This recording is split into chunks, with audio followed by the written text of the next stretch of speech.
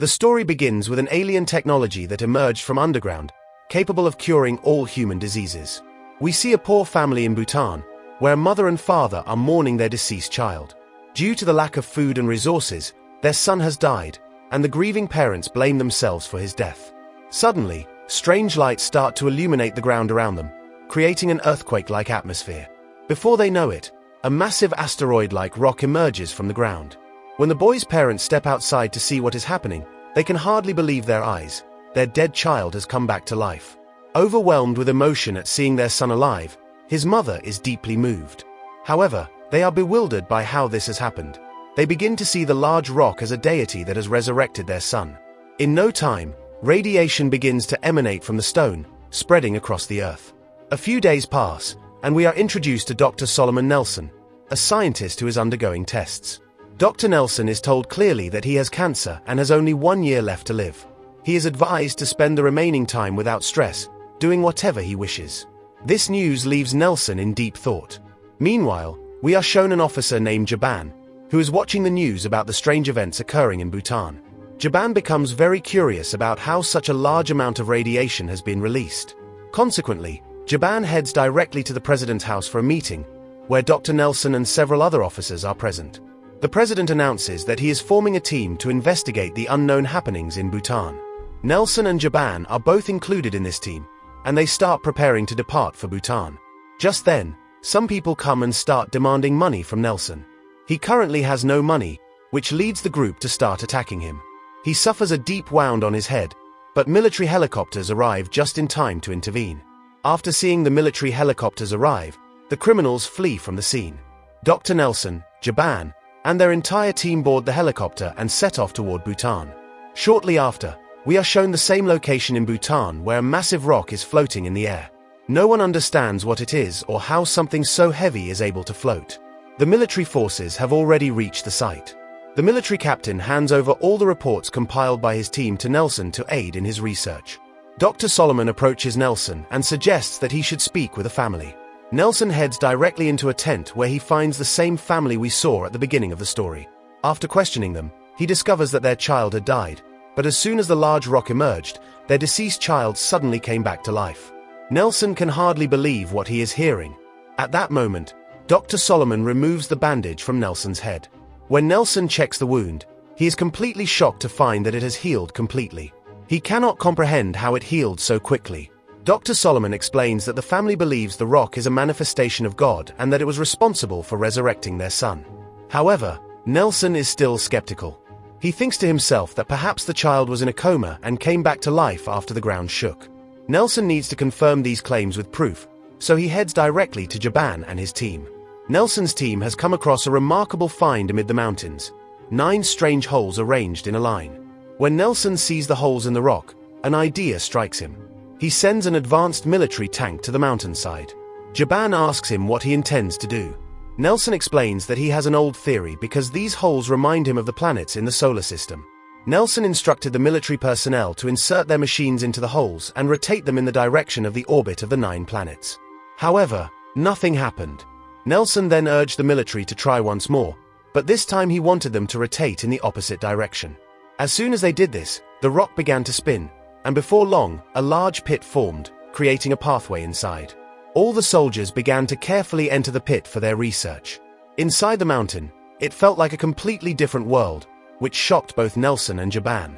But the real problem was yet to come, as this entire area fell under the jurisdiction of the Chinese military. To deal with the intruders, the Chinese military sent in their military jets. 2 advanced military jets began firing missiles directly at the massive mountain. The US military soldiers inside the mountain were terrified, but suddenly something strange emerged from the upper part of the mountain, attacking the Chinese military jets and destroying them relentlessly. Upon closer inspection, it appeared to be tentacles, resembling something alien and extremely dangerous. Both of the Chinese fighter jets were destroyed in mere seconds, indicating that this entire asteroid was capable of defending itself. Meanwhile, the US military soldiers inside the mountain continued to press deeper, consistently sharing reports with Nelson and Jaban. However, after moving a little further, they encountered something strange: a large jellyfish-like creature floating in the air. The soldiers, panicked, began firing at the creature, but it emitted a bizarre sound that caused all the soldiers' ears to burst. After a while, everything returned to normal, and the creature left, taking one of the soldiers with it.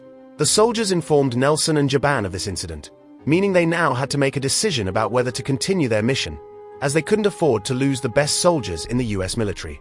Jaban then went directly to the president to inform him of everything that had transpired.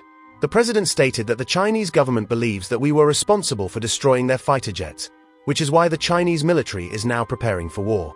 Soon, the entire Chinese military may come here to attack us. Therefore, Nelson and Jaban decided to venture into the mountains themselves. As they ventured deeper, they encountered the same dangerous creature, but this time it did not harm them and moved away.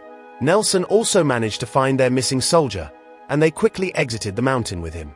Meanwhile, we see the Japanese president receiving a man sent by the American president for a discussion. The American government wanted to collaborate with the Japanese government regarding these events. However, the Chinese president made it clear that this entire area falls under their jurisdiction, and they would not let it go. The Chinese president had ordered his entire army to eliminate everyone at that location. Nelson and Jaban brought the injured soldier back for treatment. A senior soldier named License arrived immediately to check on his injured comrade. Nelson, who had been given a year to live due to cancer, requested Dr. Solomon to check him again to determine how much longer he had left. Dr. Solomon began a thorough examination, but upon seeing the results, he was completely shocked. The dangerous cancer in Nelson's body had entirely vanished.